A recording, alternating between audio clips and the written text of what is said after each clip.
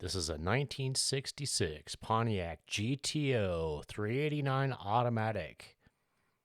Original factory air. This is how it was found hanging from the rafters in a garage. It's a typical Midwest car, lots of rust in the floor pan, rear trunk, rockers. Everything was disassembled by somebody else and then left hanging. This is exactly how I found it. Customer had hired somebody to take it apart, do a rebuild, and this is about all that happened. The frame had pretty heavy pitting and every body mount was completely gone. They offer a kit to go around and weld washers in so that the body mounts can be used. This one was determined to be a little bit beyond repair, and so a Malibu was sourced. Here's the 1968 four-door Malibu. All in all, the specs are real close, within half an inch of each other. This car was beyond repair, and there had been a raccoon that had been living in it for a while. I had to try to work around all this with not getting in the car. The frame was in great condition. The rest of the body was just terrible on it. Once everything was removed, I used a plasma cutter to cut the car in half and sent it off to the crusher. The trunk panel was still all right, and I ended up saving that. That's about the only part of the body that was saved. The car had sat without a front clip for quite a while, and you can see the difference in the rust on that front frame rail. Nothing was that serious, though. Once it was in the shop, I proceeded to take all the suspension components off.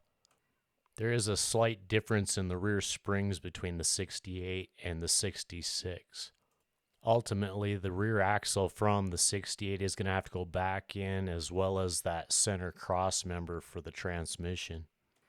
Once everything was scraped, wire brushed, then it was painted. Flipped over to get the bottom as well. The GTO originally had drum brakes on the front, but they had found some original disc brakes and purchased them at a swap at some point. Everything was taken apart with the front suspension, blasted, cleaned up, and then the spindles were polished to get a real nice shine where the bearings seat. I taped off those sections just so they didn't get blasted. Things were upgraded to a tubular A-arm setup with brand new springs. The OEM discs were blasted, cleaned up, new bearings, grease, and painted. This is a factory replacement Wilwood setup where it just bolts right onto the factory spindles. Really a nice way to go when you're doing disc brakes. The lower arms are placed on the frame while it was still upside down and then flipped over to get everything mounted. You can install the arms with the frame upright, but the problem is you just have to jack it way up in the air. Even in this picture, you can see how high it was raised just to get everything to fit under there with the springs. A spring compressor was used to fit the arms to the spindle. Really, the only used parts were the original discs and spindles on the front end here. All the steering components are getting replaced except for the steering box. New rubber lines as well as hard lines are going on the front. The original one that was on the Malibu was pretty crusty for that hard line. The rear end is going to be upgraded as well with different arms. These are just a stamped steel arm that's on them originally. They make box kits, but it's easier just to replace them. The rear end was decoded. Everything came up as a 68 308 rear end, non-posi. It'll be good on the highway, but might lack a little torque taken off. Everything was brushed, scraped, painted, and then it received new shoes, new springs, and then new wheel cylinders. All the hard line as well as rubber was replaced in the rear as well. Once the axle was back on the car, the cover was popped off, the gears were checked for lash, and everything looked good. The cover was resealed and then it was filled with new oil. The nice thing about these arms is they're adjustable so you can get a real nice pinion angle. After the chassis was done, I went back for the engine and the tri-power. Everything was original with the engine, but the tri-power came up as a 1965. This engine had really been opened up. I was told it was a father-son project at some point, and they were going to race the car. They really bored it out. Everything looked pretty clean once I got the intake off, but once I started getting a little further into the engine, that's when I discovered there were some issues.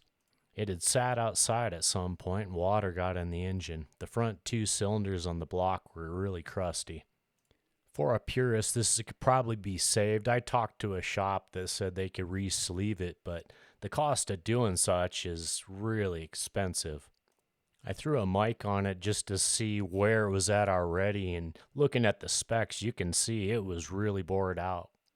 There was another 400 that I picked up from the customer, and this was used as a donor for some of the pulleys and stuff like that. The customer was looking to have a driver and just happened to come across this 400 on Craigslist. It had been sitting under a shelf for several years, but all in all, it checked out fine. Just surface rust here and there. Nothing major, nothing inside. Whenever they assembled it, they didn't put the little block offs on the intake, so it had this gap right next to the intake on both sides. I picked up some thin stainless and made the little plugs for when I put the tri-power on it.